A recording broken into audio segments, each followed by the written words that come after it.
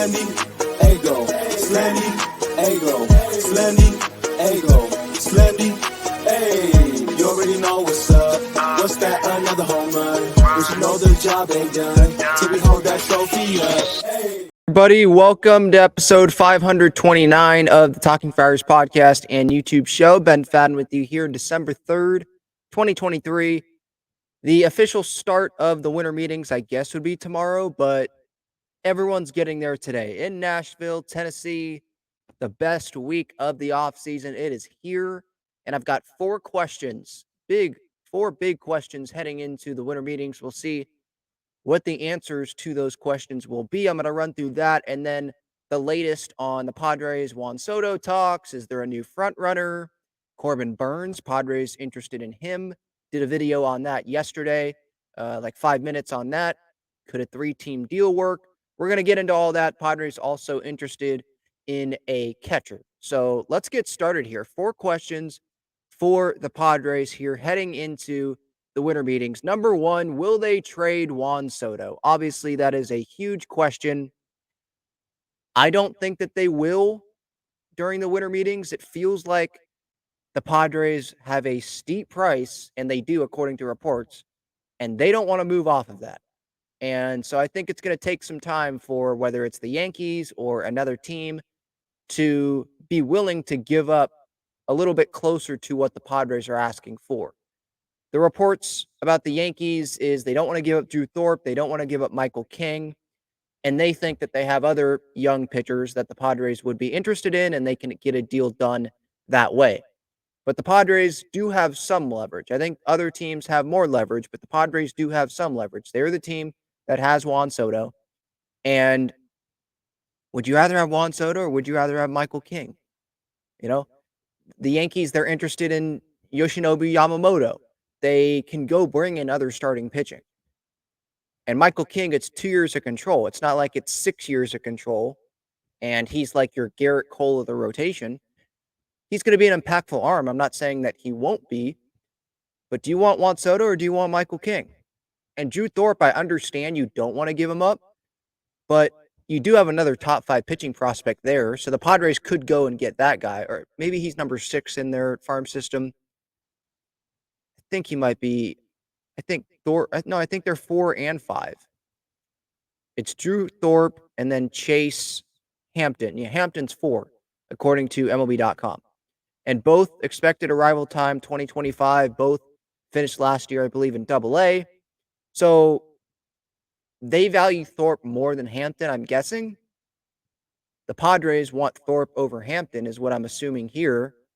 Would the Padres be willing? See, this is where the compromise happens, right? So Yankees don't want to give up Thorpe. Would the Padres take Chase Hampton over Thorpe if that can get a deal done? Would they be willing to take Clark Schmidt over Michael King to get a deal done? But it's a big package that the Padres are asking for. So to answer this question, I'm going to get more into what the Padres are asking for here because Bob Nightingale did tweet about that here earlier today.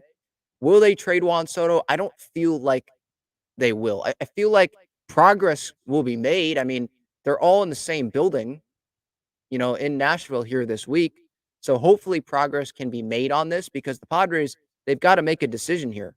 I think they've already made the decision, but I'm saying like they've got to trade Soto here at some point because you got to get going with this offseason. You've got to know how much room do you have to spend because which guys you're bringing in, how much money are they making, right? Subtract that with how much Soto is making, and that's how much more room you created, obviously. Then you add that to like the $11 million. Is there going to be another deal? Is Grish going to be attached? And that's going to save you more money. Is Ha-Seong Kim going to be dealt? Bob Nightingale wrote in USA today about Ha-Seong Kim, like teams view him as their best trade chip, which I agree because Soto's the best player, but Kim's making less than $10 million. And he was one of the best infielders in baseball. I think that's kind of fair to say. He was really good this past year. And it's 1 year. And he'd be cheaper to extend for another team than it would be, obviously, for Juan Soto. And you're not going to have to give up as much for Ha-Seong Kim. You're going to have to give up something for sure, but not as much as Juan Soto.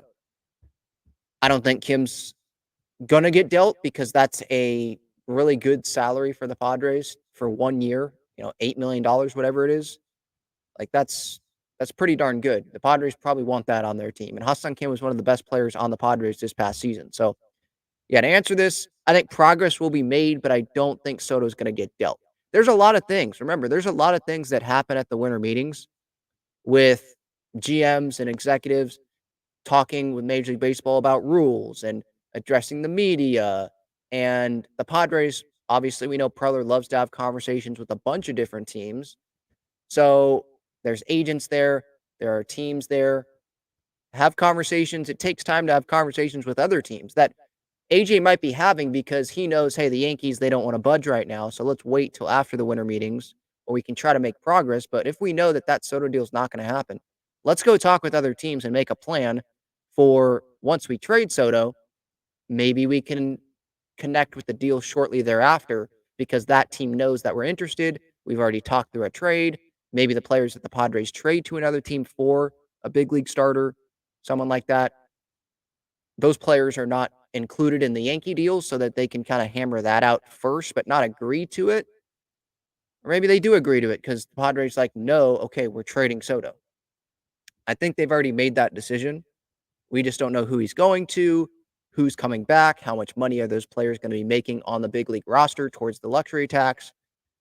Those are the questions. So we'll see. That's a big question, obviously. Another question, will they make a significant move before Juan Soto? And I think the answer to that is no.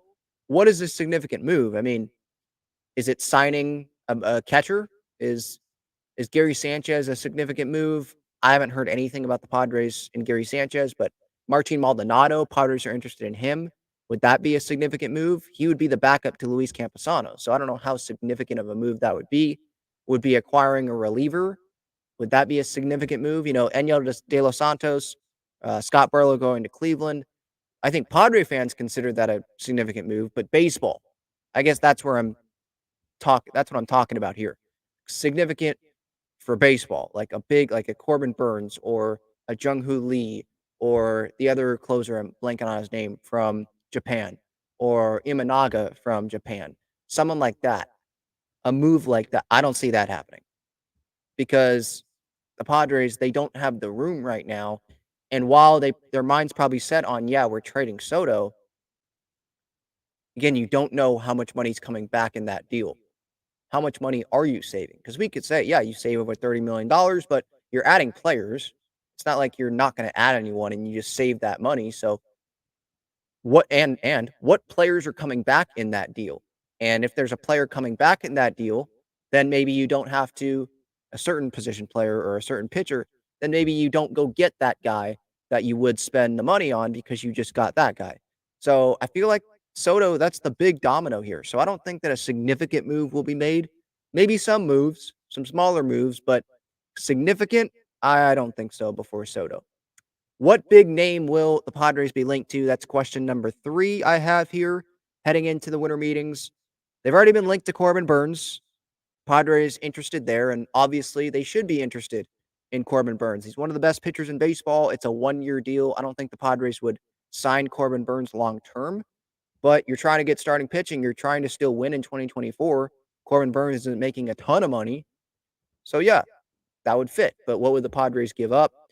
Other teams, do they have a better package if they miss out on some starting pitching or they don't want to pay for a certain pitcher? They don't want to overpay for a certain free agent starter. Maybe they acquire Corbin Burns because all they're giving up is prospects that maybe are blocked at the big league level. I'm just making it up, but maybe there's that. And they think that they can extend Corbin Burns or bring him back in free agency. Or even if not, he's just a really good starting pitcher. So there's going to be competition, and the Brewers might not trade Corbin Burns at all. They might just feel like, hey, we're playing in the NL Central. Who knows what the Cubs do? Let's try to go win here in the first half of the year, see what happens. And then at the deadline, if things aren't working out, we can trade them. And if not, then hey, let's try to go make the postseason in Pat Murphy's first year as the manager and kind of rub it in Craig Counsell's face. Maybe that's what the Brewers do. I think the best thing for them is to probably trade Corbin Burns because Corbin Burns is just that can get you a pretty darn good return. So we'll see what happens there. Padres linked to him. They've been linked to Jung-Hoo Lee. That would be a significant signing for sure, but that's not like top level. Maybe you hear Blake Snell because he was with the Padres And I feel like there's not a lot of teams out there that would be willing to overpay for Blake Snell. I'm not saying the Padres would, but I think maybe you see the Padres connected, um, just because he was on the Padres. He liked being with the Padres. And who knows if the Mariners want to pay for Blake Snell? It feels like they're watching their payroll, and I'd be pissed off as if I was a Mariners fan. What happened last year, and you have J-Rod like that, and, like, I mean, the pitching that you had, Luis Castillo's still there, and the pitching you have, go get someone, you know? You see other teams in the division getting better, and what are you doing, Seattle, you know? So, yeah, I would not be happy if I was a Mariners fan. Some other big names that the Padres could be linked to, not a ton. I mean, I think it would be on the trade market. It wouldn't be in free agency. You're not gonna be seeing. I mean, John Heyman put the Padres in the same paragraph as Shohei Ohtani this past week in one of his articles on the New York Post, but that's not happening. Sorry. I would be Is there something that's more than shocked? I would be more than shocked if Shohei Ohtani ended up coming to the Padres. That would be freaking wild. Um, Shane Bieber, Tyler Glasnow, Dylan Cease, those are the other big starting pitching names, and the Padres could be interested in someone like Dylan Cease. It's a couple years of control. Sure, you're gonna have to give up a good amount of um, prospects there. I mean, I think it would be prospects mostly because the White Sox, they're not in a position to go win in 2024. They're listening on everyone, including, it seems like, Luis Robert Jr. So Dylan Cease is definitely someone I could see being linked. And AJ Preller loves the winter meetings, and the Padres, they check in on everyone, every team, everyone. So I know social media is a big place to overreact. You're going to see reports. Padres, they've been linked to this team. I'm hearing they're interested in this team or interested in this player, excuse me, from this team. You're going to hear that because Preller checks on everyone. That's his job. Just because they check in doesn't mean that it's seriously going to happen or they're seriously, you know, down the line and getting a deal done. So be prepared. But yeah, I would be surprised if you don't hear the Padres linked to any big names. And I guess you'd have to include some of the Yankees guys too. That's not a big major leaguer, but yeah, they'll probably be linked to like Drew Thorpe, top pitching prospect, one of the top pitching prospects for the Yankees. Be linked to Michael King. That's not a superstar name, but um, Jason Dominguez and all, like, that's just not realistic. So I just don't see the Padres being linked to those guys very much. The Spencer Joneses of the world, the Jason Dominguezes of the world. I don't see that happening. But you know, in trades, I think that's where you could see some big names being linked to the Padres. And then coaching staff. Who's going to fill out this coaching staff? That's the fourth big question that I have here heading into the winter meetings. Right now, we have Ruben Niebla as the pitching coach. Obviously, Schiltz the manager. Don't know who the bench coach is. We don't know who the lead hitting coach is. First base coach David Macias. I don't know if he's going to stay as the first base coach, but he is returning. I think it was Jeff Sanders in the UT, or is either Kevin Acee or Jeff Sanders, wrote that, what's his name? Brian Esposito, I think is his name. It's on the Padres website. Let me go look here. They still have Ryan Flaherty listed, so it's not updated because he's with the Cubs. But I think everyone, at least that's what the report said in the UT, everyone is expected to return in some role. Everyone on this coaching staff on this Padres website right now, other than Ryan Flaherty. So Coolbaugh, Bernard, Niebla, David Macias, Ben Fritz, bullpen coach, Brian Esposito, the catching coach. He's expected to stay, and I think everyone else too. Peter Somerville, game planning and coaching assistant. Andrade, the bullpen catcher, and then Morgan Burkhart, major league batting practice / hitting instructor. It seems like they're going to stay. And Schilt is familiar with these guys because he was in that dugout a little bit in 2023. So it's really who's going to be the bench coach, who's going to be the main hitting coach. Are they going to name it offensive coordinator? Maybe we don't get that news this week because I feel like the Padres would be focused on talking with agents and other teams, not doing something that they could do not at the winter meetings. But I thought that I thought the coaching staff probably would have been named some of these guys before the winter meetings, but I'd rather have them get the person right than form the coaching staff super quick, these last names, because Ryan Flaherty did leave for the Cubs recently. It's not like that was 3 weeks ago. So we'll see, but that's another question. So my 4 questions here: coaching staff, what big names maybe will they be linked to? Will they make a significant move before Juan Soto? And obviously, will they trade Juan Soto at the winter meetings? It's not a question of will they trade Juan Soto, it's more when. And when is my question here in regards to Juan Soto. All right. Let's get to some of the latest reports here. Let's stay on Soto. Bob Nightingale here says the Yankees and Padres trade talks are at a complete stalemate, with the Yankees saying the Padres' request of 7 players for All-Star outfielder Juan Soto is unrealistic. Here is what the Padres are asking for, according to Bob Nightingale: Michael King, Clark Schmidt, Drew Thorpe, Randy Vasquez, Johnny Brito, 2 prospects, and the Yankees are taking on Soto and Trent Grisham. And Grish has 2 years in control. It's a cheap contract for the Yankees, even for the Padres. It's like $5 million. Not a whole lot. Sure, not great offensively from Grish, but he could benefit from hitting in Yankee Stadium. But yeah, of course, this is going to be a no from the New York Yankees. I'm thinking like hypothetical trades that I've been throwing around: King or Schmidt, add on Thorpe, add on an outfielder like Everson Pereira, which isn't being mentioned here, or Oswaldo Cabrera, someone like that. But the Padres are going pitching heavy. I was even throwing out maybe Kyle Higashioka, backup catcher that he can be to Luis Camposano, not making a ton of money. It's a guy that can play every day if you need him to, if an injury comes up. He's caught big pitchers in the past, like Garrett Cole, so he has that experience. But the Padres are going pitching heavy, and yeah, that's a lot. King and Schmidt, the Yankees are going to say no on that. I think it's pick one, and the Yankees want to give you Clark Schmidt, but that means that you need to ask for Michael King. Drew Thorpe, they don't want to give you. You got to keep asking for that because it's Juan Soto. 1 year of Juan Soto. And if King and Thorpe, let's say that's 2 big pieces they get. They don't get a ton more, but they get King and Thorpe. I think that's pretty good for the Padres. You get a big league starter, and if it doesn't work out, he can be in the bullpen. A guy who had a sub-3 ERA this past year.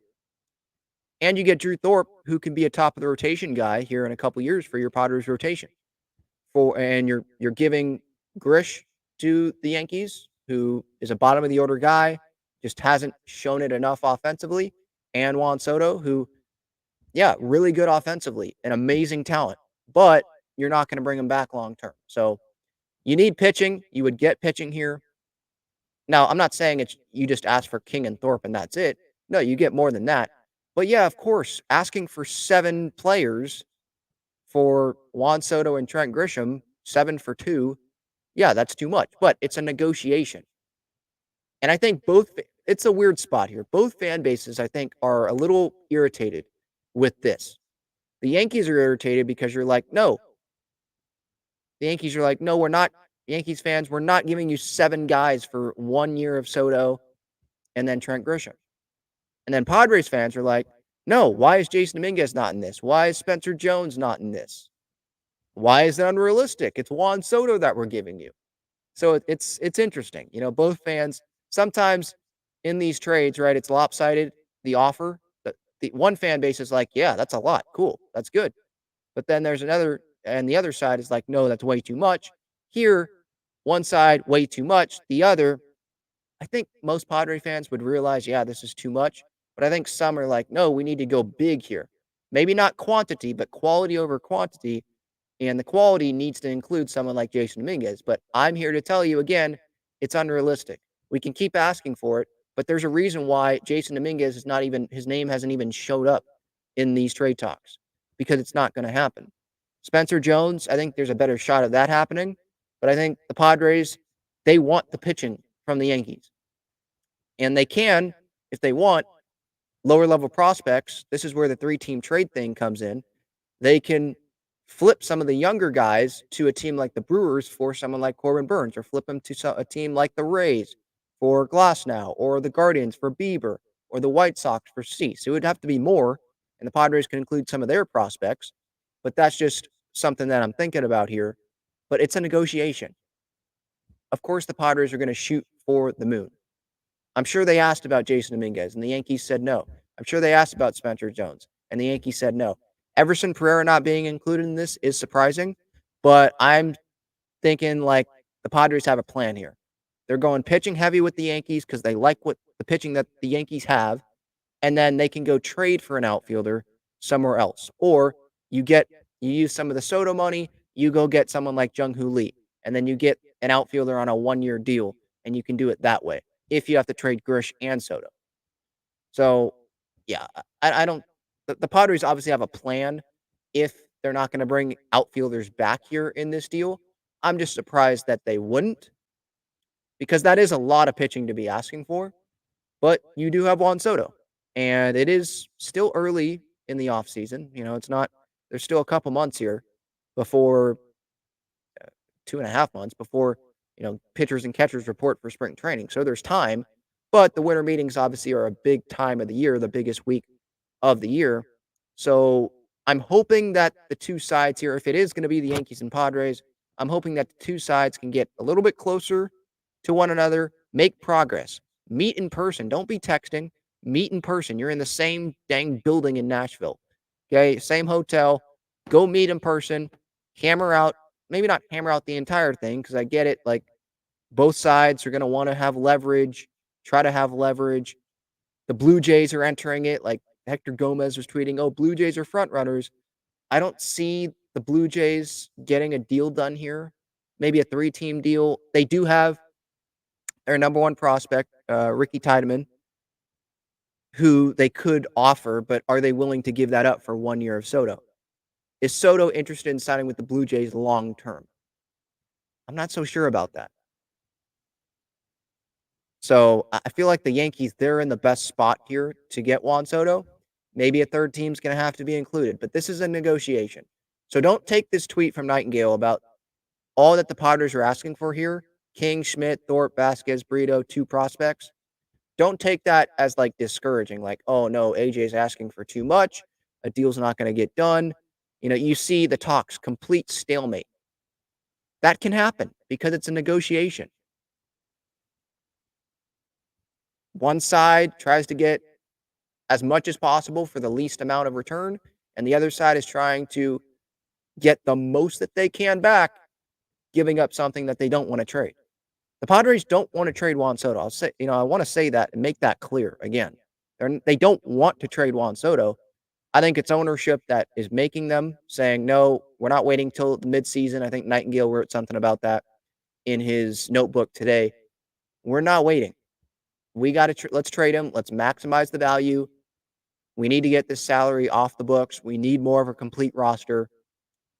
You know, they're not idiots. Like AJ's not an idiot. I know some people don't want him to be the leader and they think that he's had too many chances and all that. Like I understand that, but he's not an idiot. He wants Juan Soto on the baseball team. He's one of the best offensive players on the planet. He's in a walk year. He's going to have a huge season, assuming that he can be healthy. He played 162 games this past season, every single one of them. Over 900 OPS, and that was considered a little bit of a disappointing season. You want Soto, but this is just the position that the Padres have put themselves in, so you can't change what happened. You got to try to make the best of the situation that you're in. And the Padres, what they're trying to do is get as much as they can from the Yankees, get as much pitching as they can, and then I assume that they have a plan to bring in some outfielders after that. What else here? So there's the Yankees part of it. The Blue Jays, what could they offer? Alek Manoah is someone that's going to be thrown there, but the Blue Jays would be selling low on Alek Manoah, and maybe they believe that they can get him back to what he was at one point, right? Because he was looked at, he was an all-star, right? Dodger Stadium, he was on the mic and all that. They probably believe in him, and they know they'd be selling low. They have Ricky Tiedemann that they can give up. ETA 2024. He's 21 years old. He's a lefty. The Padres obviously would be asking for him in a deal like this. But I feel like this is more of a leverage thing for the Padres. I feel like they know the Yankees will give them the best package. So they're just trying to make the Yankees give them the best package. The Yankees aren't budging. They're not communicating with the Padres according to reports right now. And maybe they're just waiting till that they can convene together at the winter meetings in person instead of wasting time on the phone or texting, all that, right? So we'll see what happens at the winter meetings. But the Blue Jays, Ricky Tiedemann, I'm just looking at their top prospects. Brandon Barrera, he's in single A right now. He's only 19. I'm just looking at the top pitching prospects because the Padres want pitching. Alek Manoah, obviously, not a prospect, but someone that the Blue Jays probably could be without. Although, how much control is Alek Manoah? How much control does he have? Probably like 3 years, right? It's probably pretty good. Yeah. Oh, wow. 4 years. 2024, 25, 26, and 27. Free agent going into the 2028 season, and he'll be 30 when he's going into free agency there. So, yeah, obviously, we can see why the Padres would be interested in someone like Alek Manoah. Interesting personality. He has the stuff, he just lost it. I don't know if the confidence isn't there. I assume it takes a hit to your confidence. What happened this past year for Alek Manoah? It wasn't good. He got sent all the way down to a controlled environment in Florida, I believe. He had a 5.87 ERA and 19 starts in the big leagues. I didn't even think he made that many starts because of how bad he was and how much time he spent in the minor leagues. Did he make minor league start? I don't think he made many. I think it was just him going down to a controlled environment, big leagues, when he was able to, when he was ready. Yeah, it says he has a 37 ERA. He made one start, 2 2/3 innings. He gave up 11 earned runs in that one outing there. In rookie ball, in Double A, he went one outing, 5 innings, gave up only one run. So it was a journey for him, for sure. 19 starts at the big league level. Yeah, the Padres, with Ruben Niebla, they probably believe, hey, we can fix Alek Manoah. So, yeah, what would the package look like? Would the Blue Jays want to take on Trent Grisham? They had Kevin Kiermaier. Grish would fill that center field hole. Not great offensively, but still, it would fill it. So, Grish and Soto, sort of like the Yankees deal, have them go to the Blue Jays, and what would the Padres want back? They'd want Tiedemann back. They'd probably want Manoah back. Would they ask for Barrera? That's a lot, though, for 1 year of Soto. And with the Yankees, I feel like the Padres can say, dude, you guys will have a shot to extend him. I'm not saying the Blue Jays won't. I don't know. I just don't picture Juan Soto with the Toronto Blue Jays. Now, money talks. If they offer him the most money in free agency, then yeah, he probably would definitely consider going to the Toronto Blue Jays. But I think New York is a place that he would want to be. I think that's more realistic long term. And we'll see what the future of Vlad Jr. and Bo Bichette is there, right? They have 2 more years left, so I think this could be the Blue Jays trying to go all in here in these last 2 years because maybe they don't want to have those guys long term, or they only want one of those guys long term. But they've been an underperforming team. We see this talent. They make the playoffs. They lose to the Twins in that postseason series there in the wild card series. They just haven't been able to perform good enough when it has mattered the most getting to the postseason. So, yeah, I think they're going to be interested. I think they are interested in Juan Soto. I just don't know how far are they willing to go for someone like Juan Soto. And I guess it's, Trent Grisham you're adding on to that. So, Hector Gomez says they're the front runner, but I think that's more because the Yankees and Padres aren't talking right now about a deal. The Padres, they're expressing interest in Martin Maldonado. That is according to Bob Nightingale. There are other teams involved here. The Astros, obviously, who Maldonado has played for a while now. The Los Angeles Angels, the Chicago White Sox, and the Miami Marlins. Now, money will talk, but I don't think the Padres have the advantage here. I think the Astros have the advantage because Maldonado is comfortable there. They're winning. Now, he's not great offensively. It's another. I already saw this on social media. We don't need another Austin Hedges. Might as well bring Austin Nola back, right? But Maldonado is better than Nola is, I think, with his arm. He has more power. Sure, he hits like 200, bottom of the lineup, but he can hit you 15 home runs. Can Austin Nola do that? No. Can Austin Hedges do that? He's done it before. I think he had like 18 with the Padres, but that was a while ago. He doesn't really do that. So this could be a good option. Gary Sanchez is a name that the Padres are, I would think they'd be interested in. He's going to draw more interest, though, than Martin Maldonado. With the year that he had offensively, he's going to draw some serious interest. And I don't know how much the Padres are willing to go to pay for a backup catcher because I think it would be a backup catcher. Now, Gary, that might be more sharing the playing time, but the Padres, they want Campy to be starting. They want to give him this opportunity here and then be a bridge to Ethan Salas. Then Campy maybe would be the backup, or maybe he would move to first. I don't know. But they want to give Campy this opportunity, and they probably don't want to spend too much on a backup catcher. They probably want to spend more on the rotation, outfield, first base, DH bat. I guess the DH bat could come from a catcher too. Gary did that this past year.